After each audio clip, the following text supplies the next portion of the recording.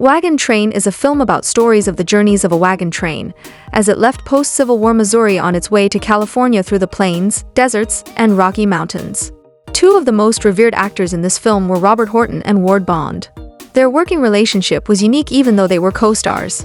Those of us lucky enough to have great co-workers recognize the value friendship can bring to the workplace. While not everybody can get along all the time, working with an agreeable bunch makes the day go by much easier. Any job can be a slog, so turning to a friend to commiserate can be such a relief.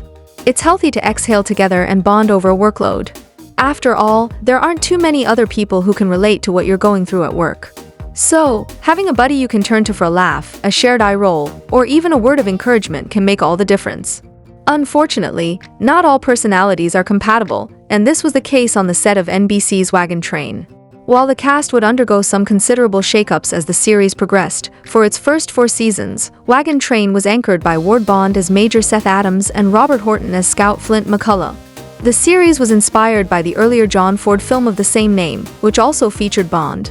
But, when Ward Bond was joined on set by Robert Horton, the proceedings became tense, and the two reportedly did not work well together.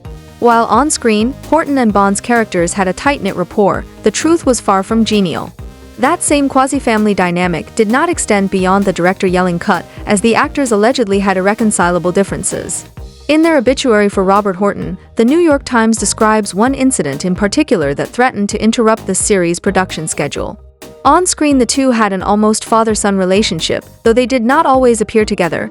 Episodes tended to feature one or the other in alternate weeks. But off-screen they often clashed. After one particularly fierce argument, the two men vowed not to appear together on camera again. They did weeks later, however, when the script called for it. While details about the feud aren't readily available, multiple sources corroborate the alleged discrepancy.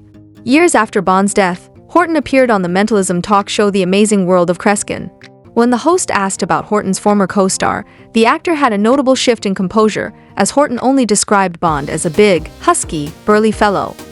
He refused to elaborate or divulge further information. However, it may also be true that the two actors settled their differences just 2 days before Ward Bond passed away. This is very personal and deep. I wish you enjoyed this brief story. How do you handle such relationships with coworkers? Leave your comments in the comment section. Thank you for watching and give this video a like. Support our channel by subscribing for more of such legend stories.